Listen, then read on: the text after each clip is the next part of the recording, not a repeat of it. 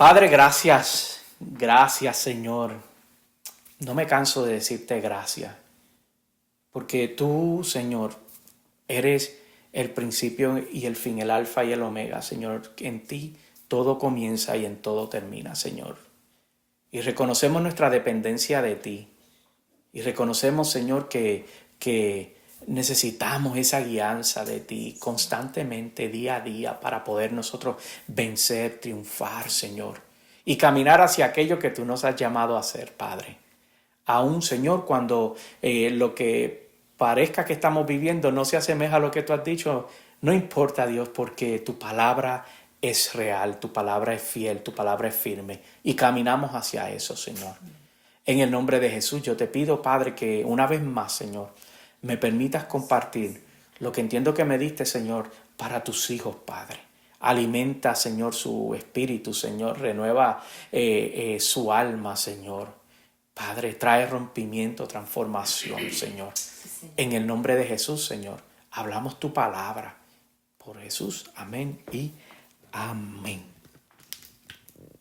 Entonces, comenzamos diciendo, bienvenidos a Casa Nación, donde la pasión por Jesús es el centro. Amén, así es. Y el viernes por la noche, yo no sé si usted en otras ocasiones o en algún momento le ha pasado que usted como que se acuesta o se va quedando dormido con una expresión o un pensamiento y como que lo lleva durante toda la noche. Pues el viernes pasado, cuando yo me estaba quedando dormido, yo estaba pensando o estaba repitiendo en mi mente un salmo que es muy conocido y lo vamos a leer en unos minutos. Y me quedé dormido susurrándolo, ¿verdad? Y a medianoche me desperté y todavía seguía susurrando ese salmo. Y es el Salmo 23, que es de todos conocido. Y aunque no voy a estar predicando o hablando en el día de hoy sobre él, sí quiero compartirlo con ustedes para refrescar nuestra memoria, porque es un salmo muy poderoso que carga una revelación profunda y carga muchas respuestas a nuestras vidas, inquietudes que uno pueda tener en distintos momentos de nuestro caminar de fe. El Salmo 23 comienza diciendo, y vamos a leer de la nueva versión internacional: el Señor es mi pastor, nada me falta. En verdes pastos me hace descansar. Junto a tranquilas aguas me conduce. Me infunde nuevas fuerzas. Me guía por sendas de justicia, haciendo honor a su nombre. Aun si voy por valles tenebrosos, no temeré ningún mal, porque tú estás a mi lado. Tu vara y tu bastón me reconfortan. Dispones ante mí un banquete en presencia de mis enemigos. Has ungido con aceite mi cabeza. Has llenado mi copa a rebosar. Seguro estoy de que la bondad y el amor me seguirán todos los días de mi vida, y en la casa del Señor habitaré para siempre. Hoy no voy a estar hablando de este salmo, pero sí voy a estar hablando de otro salmo. Y en vez de una prédica, un sermón, vamos a estar haciendo algo como más parecido a un estudio bíblico. Y hoy vamos a estar hablando bajo el tema necesito felicidad. Y ese es el tema que vamos a estar usando para este estudio bíblico que vamos a estar haciendo sobre otro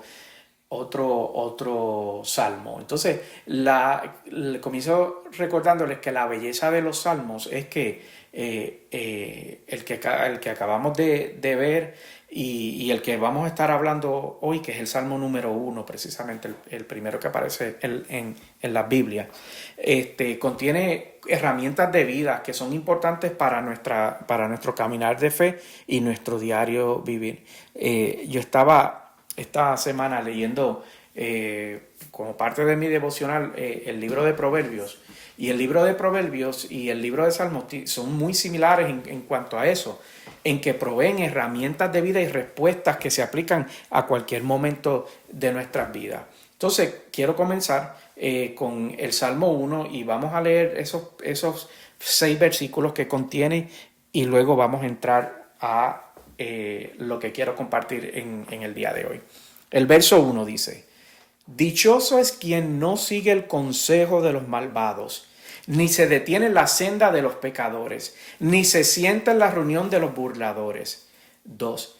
Sino que la ley del Señor se deleita y día y noche medita en ella. 3. Es como el árbol plantado a la orilla de un río que cuando llega su tiempo da fruto y sus hojas jamás se marchitan. Todo cuanto hace prospera. 4. En cambio, los malvados son como la paja arrastrada por el viento. 5. Por eso no se sostendrán los malvados en el juicio, ni los pecadores en la asamblea de los justos. 6.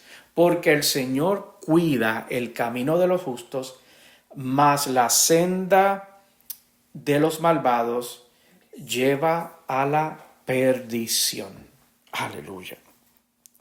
Y voy a compartir unas cosas con ustedes que puede ser que las sabían, y si las saben, pues esto es como un repaso, un recordatorio, y si no las sabes, pues vas a aprender 2 o 3 detallitos sobre el libro de los Salmos. Comenzando de que el Salmo que acabamos de leer, que es el Salmo 1, no fue el primer salmo que se escribió, aunque aparece en la Biblia como el Salmo 1. En realidad, el primer salmo que se escribió fue el Salmo 90, y ese Salmo 90 lo escribió Moisés. O sea que se considera que el Salmo 90 es el más viejo. O el primero que se escribió, sí, el más viejo. Entonces, el último que se escribió, se cree que, es el Salmo 137 y no el 150, que es el último salmo que tenemos en nuestros libros, en nuestras Biblias. Fue el Salmo 137 que se escribió cuando Israel estaba siendo cautiva, o estaba bajo el imperio babilónico. Ahí fue cuando se escribió el Salmo 137. Entonces, ¿por qué es que el libro de Salmos comienza con un salmo que no es el primer salmo que se escribió, sino este salmo, el primer salmo, se le atribuye a David, o sea, fue escrito por David? ¿Cómo comienza si el salmo más viejo que tenemos conocimiento lo escribió Moisés? ¿Por qué no comenzó con el de Moisés y comenzó precisamente con el de David? Y la respuesta es porque el objetivo del libro de Salmos, lo que estaba tratando de hacer, era proveer una herramienta para instruir al pueblo de cómo vivir bajo el pacto, cómo vivir de acuerdo a las expectativas de Dios.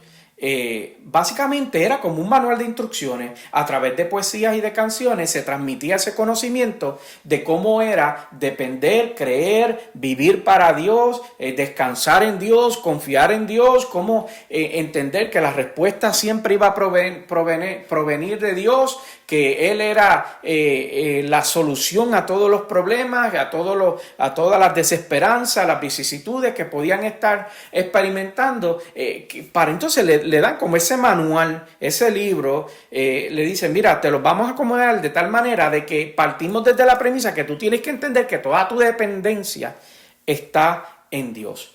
Y así que vamos a repasar ese primer versículo que leímos, que comienza diciendo: dichoso es quien no sigue el consejo de los malvados, ni se detiene en la senda de los pecadores, ni se sienta en la reunión de los burladores.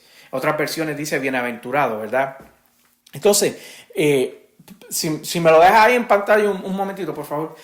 Esta es la receta del éxito, ¿verdad? Para nuestras vidas. Cuando comienza diciéndonos, mira, con la palabra clave que es dichoso, o como dije, o bienaventurado. ¿Por qué? Porque la definición de la palabra dicha es felicidad, ¿verdad? Entonces, si nosotros queremos vivir vidas felices, nosotros tenemos que entender qué es lo que la palabra nos revela, qué es lo que nos instruye, cómo es que nos guía, cómo es que nos da respuesta para nosotros vivir una vida feliz. Y si sustituimos dichoso por feliz, diría: feliz el hombre que no sigue el consejo de los malvados, ni se detiene en la senda de los pecadores, ni cultiva la amistad de los burladores o blasfemos en este caso. Entonces, si nosotros buscamos o pensamos ¿Cuál es el antónimo? ¿Cuál es lo opuesto a la felicidad? Bueno, pues es la infelicidad, ¿verdad? Es todo lo opuesto a eso.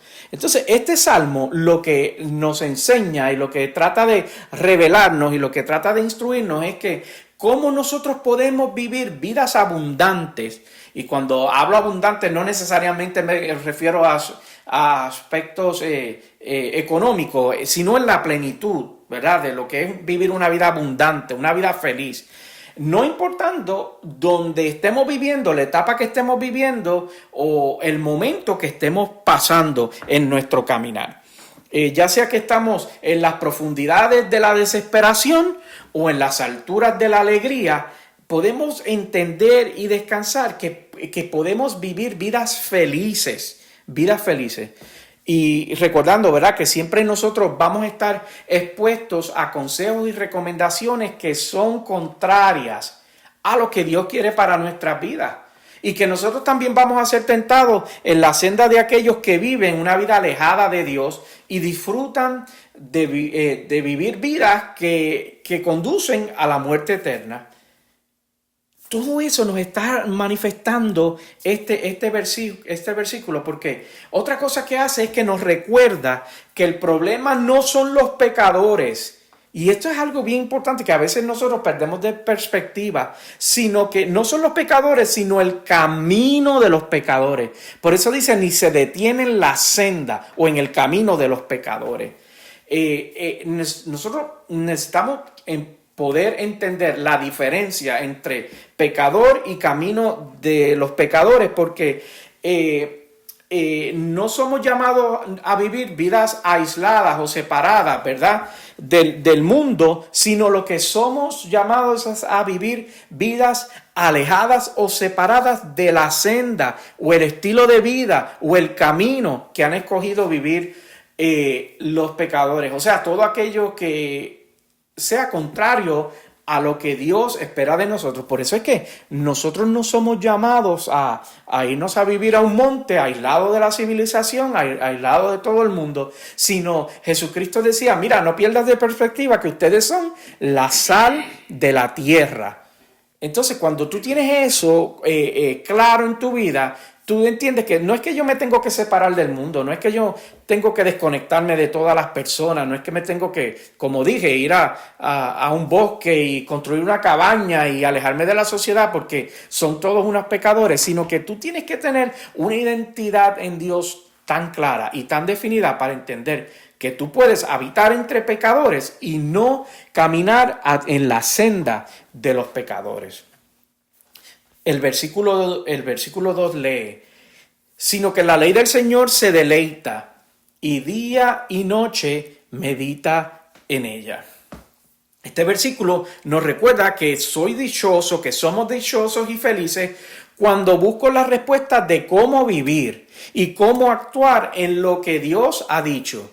Quiero decir con esto que en el recibir nuestros valores de vida, en lo que nosotros consideramos correcto, en lo que nosotros consideramos justo, en lo que es nuestra identidad, que te hablaba hace unos minutos sobre la importancia de tener una identidad clara en el Señor, de cómo me debo de comportar, cómo me debo dirigir, cómo me debo manejar, cómo debo en lo que debo de tratar de pensar, cómo debo de invertir mi tiempo. Entonces, me deleito y lo disfruto.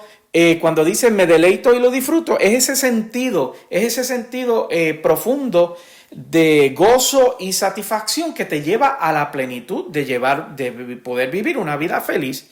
Es ese estado de deleite que no es lo mismo que vivir una vida basada en reglas y en ordenanzas como algo que debo de cumplir, sino como un disfrute, ¿verdad?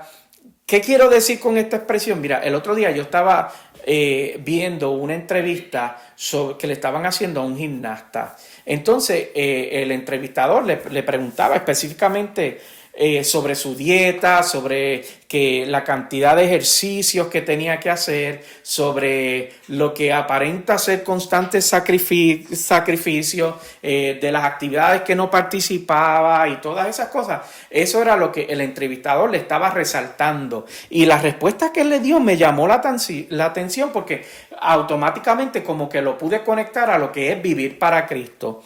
Él decía que no es una carga cuando estás haciendo lo que te apasiona, ¿verdad? Si es algo que te apasiona, no es una carga. Tú no ves como sacrificio que te abstengas de comer ciertas cosas o que te levantes en este caso, a practicar tantas horas diarias o que lleve una vida con un régimen aparentemente estricto, porque él no lo ve así. Él lo ve como que es parte de su pasión, de lo que le apasiona, de su estilo de vida. Exactamente, es lo que quiere decir eso, dice, sino que en la ley del Señor se deleita y día y noche medita en ella. Entonces, ¿qué dice? Está pensando constantemente en lo que Dios quiere para su vida porque su pasión es vivir agradando a Dios y no tan solo agradándolo, sino dice, si yo quiero conocer cómo Dios piensa, yo tengo que entender, yo tengo que sumergirme en lo que nos dice su palabra. Por eso es que habla de deleite en meditar su palabra, porque meditar en su palabra es conocer la persona de Dios. El versículo 3 continúa diciendo, es como el árbol plantado a la orilla de un río que cuando llega su tiempo da fruto y sus hojas jamás se marchitan. Todo cuanto hace, prospera.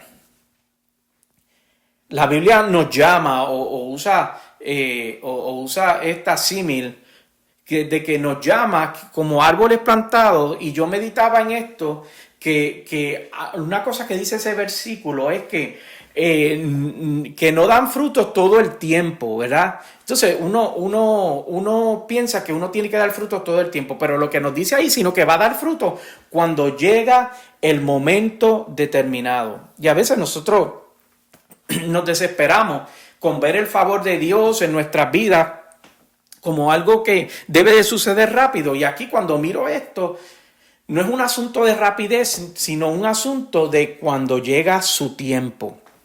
No antes, no después, sino cuando sea el tiempo determinado por Dios. De hecho, Habacuc 2:3 dice lo siguiente: pues la visión se realizará en el tiempo señalado, marcha hacia su cumplimiento y no dejará de cumplirse. Aunque parezca tardar, espérala, porque sin falta vendrá. Volviendo al versículo de allá de Salmo, el versículo lo que nos dice es que sus hojas no se marchitan. Entonces, esto es lo que produce es que llegues a un nivel de madurez, que tus frutos van a ser constantes.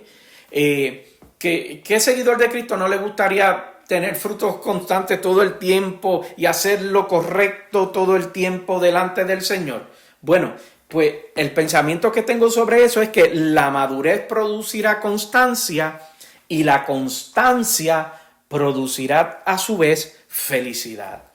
Lo que quiere decir que nuestras hojas no se marchitarán mientras nos mantengamos conectados a las aguas vivas de Dios. Amén. Tal como nos recordaba el versículo. Ahora David lo que comienza a hacer es el contraste, hablando sobre el tipo de persona que trata de vivir para Dios, vivir conectado a Dios, meditando en Dios, agradándole a Dios, y ahora comienza a hablar sobre la otra parte que es el malvado. Y el versículo 4 dice lo siguiente: en cambio, los malvados son como paja arrastrada por el viento. Entonces, comenzando recordándonos que sus pasos son inconsecuentes, que quiere decir que no tienen un mayor impacto que la apariencia del momento. Y una de las cosas que uno tiene que tener cuidado y precaución es que no compararte con alguien que no le sirve al Señor y vive una vida aparentemente con lo que puede ser una meta en la etapa donde tú te encuentras en su vida, porque esas vidas son inconsecuentes, porque ellos no toman en consideración lo que tú y yo estamos llamados a tomar en consideración, que es lo eterno, ¿verdad? Ellos simplemente se basan en el aquí y en el ahora. Si es tener prosperidad económica, pues acumular riqueza para la vida de aquí y ahora, pero la realidad es que tú sabes, cuando todos nosotros nos morimos, nada de eso, tú no te llevas la riqueza, lo que tú te llevas es una relación profunda con el Señor, que hayas hecho de Él tu prioridad, que le hayas dedicado tu vida para que entonces puedas entrar en una recompensa eterna delante del trono del Señor. El versículo 5 dice: por eso no se sostendrán los malvados en el juicio, ni los pecadores en la asamblea de los justos, porque no tienen firmeza en sus convicciones. Quiere decir que cambian de una postura a otra según le convengan los intereses personales de ese momento.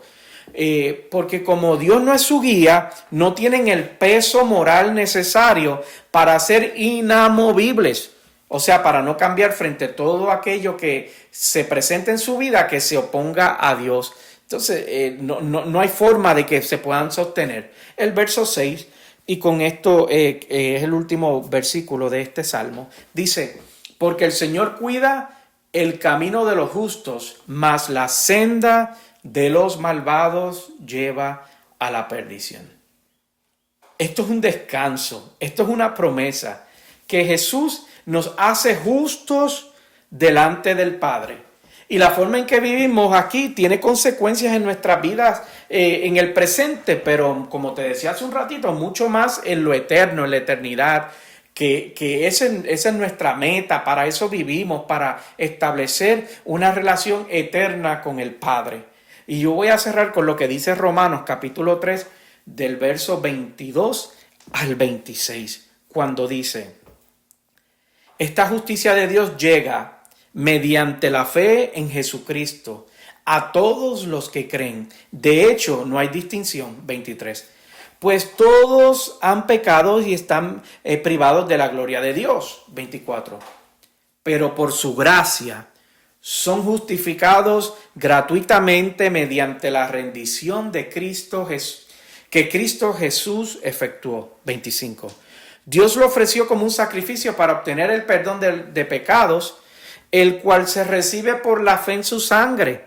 Así demostró su justicia, porque a causa de su paciencia había pasado por alto los pecados pasados. Y 26 dice: lo hizo para demostrar en el tiempo presente su justicia. De este modo Dios es justo y a la vez el que justifica a los que tienen fe en Jesús. Si nosotros queremos vivir una vida de justicia, si nosotros queremos vivir una vida de plenitud, si nosotros queremos vivir una vida de felicidad, nosotros tenemos que ser intencionales en saber, conocer, escudriñar, entender qué es lo que Dios dice, qué es lo que espera de nosotros, qué es lo que nos ofrece y qué es lo que yo debo de hacer para entonces vivir una vida plena y feliz bajo las alas del Altísimo, bajo su dirección, bajo su guianza, bajo su influencia en mi vida. Y la única manera que nosotros podemos lograr esto es tal y como nos recordaba el Salmo. Tenemos que deleitarnos, tenemos que meditar y tenemos que deleitarnos en conocer la personalidad de Dios, que lo hagamos como nuestro norte, nuestra pasión, ver qué es lo que Dios piensa no tan solo de nosotros, sino qué es lo que piensa en cuanto a cómo debo de yo vivir, en cuanto a cómo yo debo de comportarme, en cuanto a lo que me debo de rodear, en cuanto a lo que debo de hacer una prioridad en mi vida, en lo que debe de estar, en cuanto a lo que deben de ser mis metas, mis planes, mis sueños y mis anhelos, que siempre en todas esas áreas de nuestra vida Él sea, no que esté presente, mucho más allá que esté presente, que sea la prioridad, que sea el norte y que sea lo que nos mueve a tomar las decisiones que sea que tomemos, puestos de pies. Aleluya.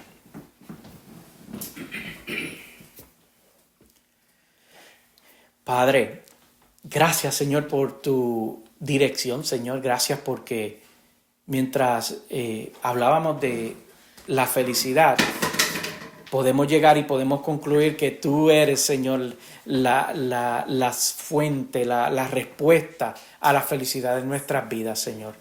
En el nombre de Jesús yo te doy gracias por la oportunidad de hablar tu palabra en el día de hoy. Gracias por la revelación profunda y certera, Señor. En el nombre de Jesús te pido que lo grabe en nuestros corazones, Señor, que se marque en nuestros corazones, Padre, para que podamos meditar en ella, Padre. Y que podamos, Señor, vivir una vida como decía el gimnasta de la entrevista, lo que te apasiona no es una carga.